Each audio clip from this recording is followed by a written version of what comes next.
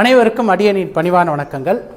இன்றைக்கி நாம் பார்க்கக்கூடிய தலைப்பு ஒரு துறையில் தொடர்ந்து வெற்றி பெறுபவர்கள் யார் அப்படிங்கிற டாபிக் தான் நீங்கள் பார்க்க போகிறோம். அதாவது நம்முடைய உயர்கணித கேபி சாரஜோதிட முறையில் என்னென்னு பார்த்தீங்கன்னா 12 பாவங்களுக்கு 12 துறைகள் இருக்குது. அதாவது பொதுவாக 10வது பாவம் என்பது தொழில் அல்லது கர்மான்னு சொல்கிறோம்.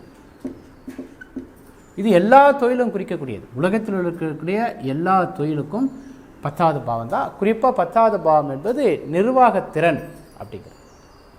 அதாவது ஒரு செயலை செய்து தலைமை தாங்கி எடுத்து நடத்தக்கூடிய ஆற்றல் தான் 10வது வீடு. 10வது வீடு ஒருத்தருக்கு நல்லா இருந்தால் அவர் தன்னுடைய தொழிலுக்கு நிறைய பேருக்கு வேலை கொடுக்கக்கூடிய நபராக இருப்பார் அப்படிங்கிற மாதிரி அமைப்பு. இந்த தொழிலையே நம்ம 2 வகையாக பிரிக்கிறோம். அகம் சார்ந்த தொழில், புறம் சார்ந்த தொழில். அதாவது அகம் சார்ந்த தொழில் என்பது எந்த ஒரு பொருளையும் கொடுக்காமல் எந்த ஒரு பொருளையும் உற்பத்தி பண்ணாமல் சர்வீஸ் இண்டஸ்ட்ரி என்பது அகம் சார்ந்த தொழில். அதே மாதிரி ஒரு பொருளை விற்பனை செய்வதன் மூலமாகவோ ஒரு பொருளை உற்பத்தி செய்வதன் மூலமாகவோ பண்ணக்கூடிய தொழில்கள் எல்லாம் புறம் சார்ந்த தொழில் அப்படின்னு நம்ம 2 வகையாக பிரிக்கிறோம். அப்போது என்னென்னு பார்த்தீங்கன்னா, இந்த உலகத்தில் அகம் சார்ந்த தொழில்கள் ஒரு 25% இருக்குது. புறம் சார்ந்த தொழில்கள் ஒரு 75% இருக்குது. அதாவது என்னுடைய தொழில் பற்றின வீடியோ இதே இதில் பிளேலிஸ்ட்டில் கொடுத்துருக்கேன், அதை பாருங்கள். பார்த்தீங்கன்னா நிறைய வீடியோ தொழிலில் அகம் புறம் நிறைய கொடுத்துருப்பேன். இப்போ நம்ம என்ன பண்ணுறோன்னா, ஒரு துறையில் தொடர்ந்து வெற்றி பெறக்கூடிய, ஏன்னா ஒரு துறை ஒரு துறையில் வெற்றி பெற வேண்டும் என்றால் அந்த துறையை தொழிலாக செய்ய வேண்டும்.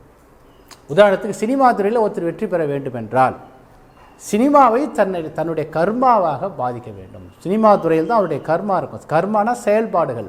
அவருடைய செயல்பாடுகள் அனைத்தும் சினிமாவில் இருந்தால் தான் அந்த துறையில் வெற்றியாளராக திகழ முடியும். ஒருத்தர் அரசியல் இருக்கிறாருன்னா அரசியலை முழு நேர தொழிலாக இருக்க வேண்டும். ஒருத்தர் ஆசிரியர் துறையில் சாதிக்க வேண்டும் என்றால் ஆசிரியர் துறையில் அவர் முழு நேர பணியை மேற்கொள்ள வேண்டும். அதனால தான் நான் 10வது விடுன்ற ஒரு துறையில் வெற்றி பெற வேண்டும் என்றால் அந்த துறைக்குண்டான தொழிலை அவர் செய்ய வேண்டும். அதன் ரீதியாக வருமானம் இருந்தால் தான், அதாவது இந்த கர்மஸ்தானம் சொல்லக்கூடிய 2, 6, 10 நம்ம கர்மா அப்படின்னு சொல்லுவோம். கர்மஸ்தானங்கள் 2, 6, 10ங்கிறது கர்மா. அதாவது நீங்கள் ஒரு நல்ல உணவை இந்த சமுதாயத்துக்கு தர வேண்டும் என்றால் நீங்கள் அன்னதானம் பண்ணிங்கன்னா முடியாது. நீங்கள் அன்னதானம் பண்ணிங்கன்னா கரெக்டாக 1 மாதம் 2 மாதத்தில் உங்கள் சொத்தை எல்லாம் வச்சுட்டு எல்லாருக்கும் அன்னதானம் பண்ணிட்டு போயிடலாம். அதுக்கப்புறம் நீங்கள் உணவு போட முடியாது. ஆனால் அதே நீங்கள் ஒரு குறைந்த கட்டணத்தில் ஒரு ஹோட்டல் ஆரம்பிக்கிறீங்கன்னு வச்சுங்களேன், தொடர்ந்து 4 தலைமுறைக்கு அந்த ஹோட்டல் பண்ணிக்கிட்டே இருக்கலாம். அப்போ இதுதான் கர்மா சொல்கிறோம். கர்மானா செயல்பாடுகள். அந்த வகையில் நம்ம 12 பாவத்தில் எந்த துறையோ, உதாரணத்துக்கு ஒருத்தர் கம்ப்யூட்டர் துறையில் சிறந்து விளங்க வேண்டும் என்றால் அதற்கு 3வது பாவம் தான் அவருக்கு ரொம்ப முக்கியம். ஒருத்தர் மெக்கானிக்கல் துறையில் சிறந்து விளங்க வேண்டும் என்றால் 4வது பாவம் ரொம்ப முக்கியம். ஒருத்தர் கலை, விளையாட்டு, பொழுதுபோக்கு, அரசியலில் ஜெயிக்க வேண்டும் என்றால் 5வது வீடு ரொம்ப முக்கியம். ஒருத்தர் பேங்கிங் செக்டார், உலோகங்களை வைத்து பேங்கிங் செக்டார் ஃபைனான்ஸ் ரீதியாக ஒரு பெரிய ஆளுமை மிக்க நபராக இருக்க வேண்டும் என்றால் 2வது வீடு நல்லாயிருக்கும். இந்த மாதிரி 12 பாவத்திற்கு ஒரு தொழில்கள் இருக்குது. ஒவ்வொரு பாவத்துக்கு என்னென்ன காரகங்கள் இருக்கோ அதையே நம்ம தொழில் காரகமாக சொல்கிறோம். மருத்துவர் அப்படின்னா 6வது பாவம். இந்த மாதிரி நம்ம என்ன பண்ணுறோம், 12 பாவங்களுக்கும் தொழில்களை நம்ம கொடுத்துருக்கோம். அப்போ முதல்ல என்னென்னா, அந்த தொழிலுக்குண்டான பாவம், அதாவது அந்த துறைக்குண்டான பாவம் அவர் ஜாதகத்தில் 10வது வீட்டை தொடர்பு கொள்ள வேண்டும். ஏன்னா 10வது வீடு தான் நம்ம என்ன சொல்லுவோம்னா 12 பாவத்தில் டாப், டிஓபி டாப் அல்லது உச்சி அப்படிங்கிறது 10வது வீடு.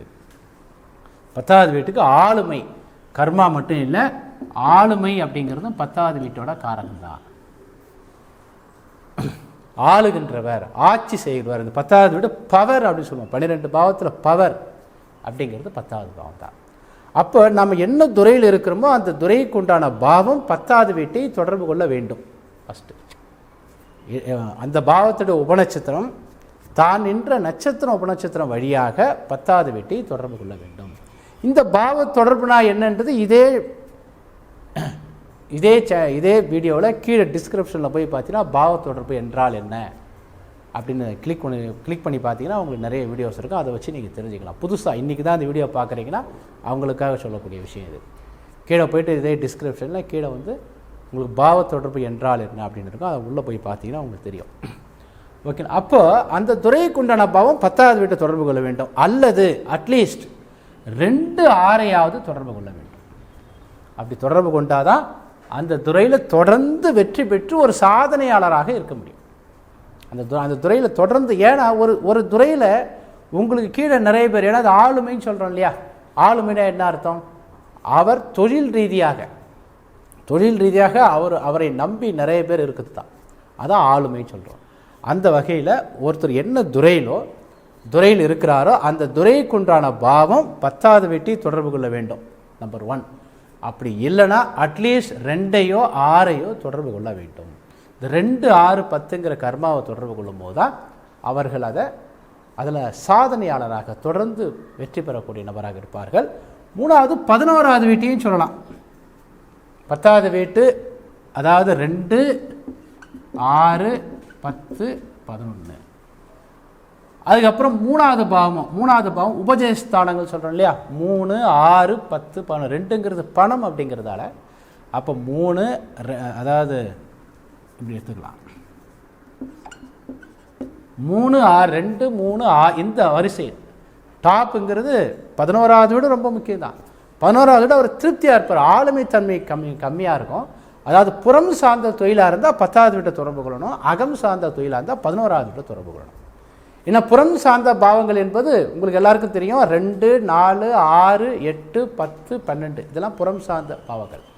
அந்த புறம் சார்ந்த பாவத்தில் ஒவ்வொரு பாவமும் போக வலிமை அடைந்தே போயிட்டு 12வது வீடுன்னு பார்க்கும்போது அது வீழ்ச்சி அடையுது, விரயமாக போயிடுது. இப்போ அதுக்கு முன்னாடி பாவம் 10வது வீடு, அதுதான் டாப். ஒற்றைப்படை பாவங்களில் 1, 3, 5, 7, 9, 11 அப்படிங்கிறது முழு திருப்தி. அப்படினால 11 சந்தோஷமாக அந்த துறையில் தொடர்ந்து அவர் இருப்பார். ஏன்னா ஒரு துறையில் 11வது பாவங்கிறது வெற்றி ஸ்தானம் சொல்லுவோம்.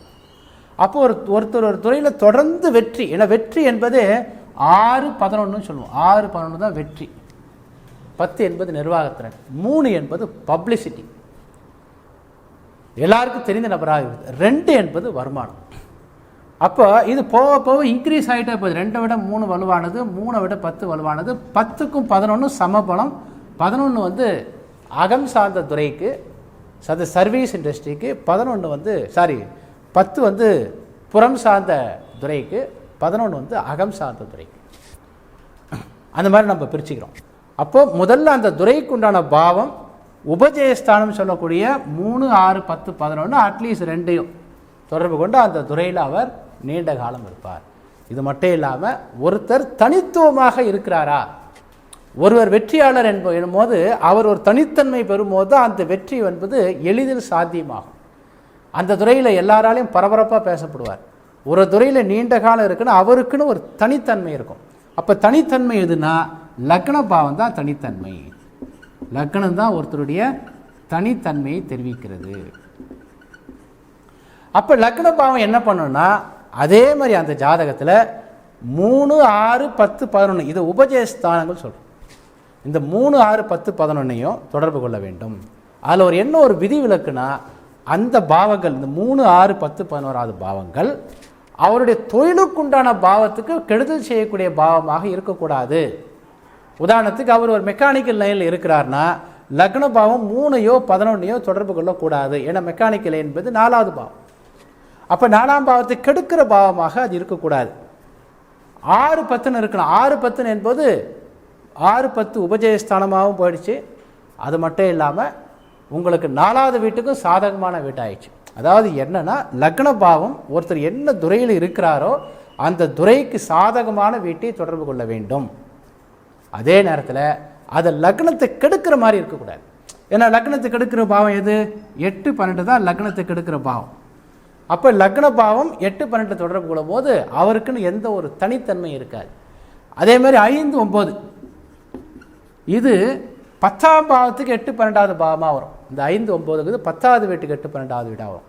அப்போ 5, 9ஐயும் தொடர்பு கொள்ளக்கூடாது. ஏன்னா 10ஆம் பாவத்துக்கு 8, 12வது வந்து இந்த 5, 9 லக்னத்துக்கு சாதகமாக இருந்தாலும் 10ஆம் பாவத்துக்கு 8, 12வது பாவமாக இருக்கிறதால அவருக்கு சோம்பல் அதிகமாக போயிடும், அந்த உழைப்பு இருக்காது. ஏன்னா 6-10க்கு அப்படியே 12வது வீடு இங்கே இருக்கி சொன்ன இல்லையா, 6-10 அதுக்கு அப்படியே 12வது வீடு. அப்போது நம்ம என்ன பண்ணுறோன்னா, முதல்ல அந்த துரைக்கு உண்டான பாவம் அது 2, 3, 6, 10, 11 அதை எந்த விதத்திலேயாவது தொடர்பு கொள்ள வேண்டும். குறிப்பாக 5, 9, 8, 12 தொடர்பு கொள்ளக்கூடாது. ஃபஸ்ட்டு அப்படி தொடர்பு கொள்ளும்போது 5 கண்ட்ரோல் பண்ணக்கூடிய 11, 9 கண்ட்ரோல் பண்ணக்கூடிய 3, 8, 12 தொடர்பு கொள்ளும்போது 8 கண்ட்ரோல் பண்ணக்கூடிய 2, 12 கண்ட்ரோல் பண்ணக்கூடிய 6 தொடர்பு கொண்டால் ஓரளவுக்கு பரவாயில்ல, பட் ஒரு நல்ல நிலைக்கு வர முடியாது. அப்போ இது அந்த துரைக்கு உண்டான பாவம்.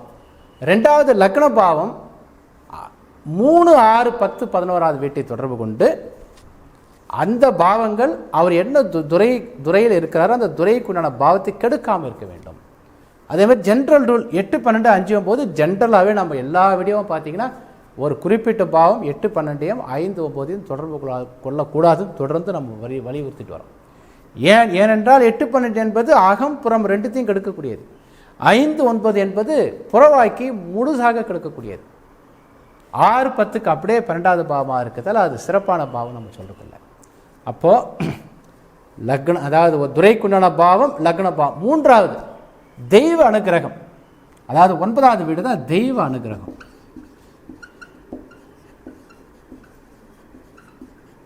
இந்த தெய்வ அனுகிரகம் தான் ரொம்ப முக்கியம், அதுவும் ரொம்ப முக்கியம். தெய்வ அனுகிரகம் இருந்தால் தான் அந்த துறையில் நமக்கு போட்டியாளர்கள், தெய்வத்தோட அனுகிரகம், போட்டியாளர்கள் யாரும் இல்லாமல் ரோடு க்ளீனாக இருக்கும்.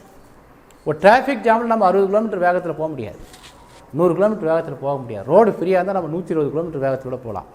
அந்த வகையில் 9வது வீடு இதே ரூல் தான். 9வது வீடு இதே மாதிரி தான். 3, 6, 10, 11 2 விட்டுரும். 2 வந்து பணத்தை மட்டும் கொடுக்கும், பப்ளிசிட்டியை கொஞ்சம் குறைச்சிடும். பப்ளிசிட்டி தரக்கூடிய பாவம் 3, 6, 10, 11 நம்பர் 1. 2வது அவர் என்ன துறையில் இருக்கிறாரோ அந்த துறையை கெடுக்காத பாவம், அந்த துறையை கெடுக்காத பாவம். உதாரணத்துக்கு ஏற்கனவே சொன்ன மாதிரி ஒருத்தர் போலீஸ் துறையில் இருக்கிறாருன்னா போலீஸ் துறைங்கிறது 8வது வீடு. 8வது வீட்டுக்கு கெடுக்கிற பாவம் 3, அப்போ அது இருக்கக்கூடாது. அப்படி இருந்தால் அவர் சிறப்பான அந்த துறையில் வந்து ஒரு ஆளுமை அவருக்கு கிடைக்காது. அந்த மாதிரி என்னென்னா லக்ன பாவம் 9வது வீடு துணை நிற்கக்கூடிய பாவம் முதல்ல பார்க்கும்போது அந்த துறைக்குண்டான பாவம். இங்கே பாருங்க, நான் 10ஆம் பாவத்தை போய் பார்க்க சொல்லலை, அது பொது விதி, அது பொதுவான ஆளுமையை குறிக்கிற பாவம். இன்னும் சொல்லப்போனால் புறம் சார்ந்த தொழில் இருக்கிறவங்க தான் 10வது பாவம் ரொம்ப முக்கியம். அகம் சார்ந்த துறையில் இருக்கிறவங்க 10வது பாவம் அவ்வளோ முக்கியம் இல்லை. அந்த வகையில் 9வது பாவமும் அந்த ஜாதகத்தில் 3, 6, 10, 11வது வீட்டையோ தொடர்பு கொள்ள வேண்டும். 8, 12, 5, 9 எந்த எக்காரணத்தை கொண்டும் தொடர்பு கொள்ளக்கூடாது. அதாவது ஒரு துறையில் நீண்ட நாள் இருந்தோம், கடைசி வரைக்கும் முன்னேறவே முடியல அப்படின்னா அவங்க ஜாதகத்தில் பார்த்தீங்கன்னா அந்த துறைக்குண்டான பாவம் 8, 12 அல்லது 5, 9 தொடர்பு கொள்ளும். உதாரணத்துக்கு 3வது பாவம் 5, 9 தொடர்பு கொள்ளும்போது கம்ப்யூட்டர் துறையில் வந்து நல்ல நாலேஜ் இருக்கும், ஆனால் அது தொழிலுக்கு பயன்படாது. ஏன்னா தொழிலுக்கு பயன்படலை அப்படின்னாவே அந்த துறையில் செயல் ஆற்றல் குறைந்து விடும். ஒரு துறையில் நீங்கள் ரொட்டீனாக ஒர்க் பண்ணதான் அந்த துறையில் வந்து நீங்கள் சாதனையாளராகவும் தொடர்ந்து அந்த துறையில் இருக்க முடியும். அப்போ அந்த துறை ரீதியாக அவர் சம்பாதிக்கிற யோகம் இல்லை. ஆனால் 3ஆம் பாவத்துக்கு இது சாதகமாக இருக்கிறதால அந்த துறையில் வந்து அவர் இருப்பார், பட் அதில் பெரிய ஒரு இன்கம் இருக்காது, ஒரு சாதனை இருக்காது, தொடர்ந்து நீடிக்க முடியாது. எப்போ ஒரு தொழில் நம்ம செய்கிறோமோ அது எப்போ ஒரு துறையில் இருக்கிறோமோ அந்த துறை ரீதியாக நமக்கு இன்கம் இருந்தால் தான் அதை தொடர்ந்து நம்ம இருக்க முடியும், இல்லைனா நம்ம இருக்க முடியாது. அதுதான். அப்போ என்ன அப்படின்னா அந்த 3வது பாவம் என்பது இங்கே நல்லா இருந்தாலும் கூட அது 10வது வீட்டை கெடுக்கிற மாதிரி இருக்கிறதால இல்லை. இதே 3வது வீடு 8, 12 தொடர்பு கொள்வதுன்னு வச்சுங்களேன். அப்போ 3வது பாவத்தோட அறிவே அவருக்கு இருக்காது. ஏன்னா ஒரு பாவம் 8, 12 தொடர்பு கொள்ளும் போது அந்த பாவம் லக்னத்துக்கு பாதகமாக போயிருந்தால அவர் இந்த பாவ ரீதி அவருக்கு எந்த ஒரு சுய அறிவும் இருக்காது. அப்போ அந்த துறையில் அவர் ஒர்க் பண்ணுறாருன்னா கடைசி வரைக்கும் ரொம்ப கஷ்டப்பட்டுட்டு எல்லாத்தையும் இழந்து தான் போகணுமே ஒழிய அதன் ரீதியாக அவர் எதுவும் கொண்டாட முடியாது. அப்போ இது ஒரு மோசமான அமைப்பு. அப்போ அந்த துறைக்கான பாவம் முதல்ல இதுக்கப்புறம் அவருக்கு லக்ன பாவம் கெட்டு போயிருந்தால் வேறு ஒரு துறையில் அவர் நல்லா இருக்கலாம். லக்ன பாவம் 3, 6, 10, 11 தொடர்பு கொள்ளுதுன்னு வச்சுங்களேன். வேறொரு துறை எந்த பாவங்கள் அவருக்கு 3, 6, 10, 11 தொடர்பு கொள்கிறதோ அந்த துறையில் அவர் சிறப்பாக இருப்பார். அந்த வகையில் ரொம்ப தொழில் அல்லது ஒரு துறை அப்படின்னு பார்க்கும்போது அந்த துறைக்குண்டான பாவம் நன்று கொடுப்பனையாக இருந்து, இரண்டாவது லக்னத்தோட கொடுப்பனை இருந்தால் தான் அதில் தனித்தன்மை இருக்க முடியும். மூன்றாவது 9வது பாவம் நன்றாக இருந்தால் தான் அந்த துறையில் தெய்வ அனுகிரகம் இருந்து அது ஒரு உந்து சக்தியாக செயல்படும். ஏன்னா 9வது பாவம் என்பது தெய்வ அனுகிரகம்.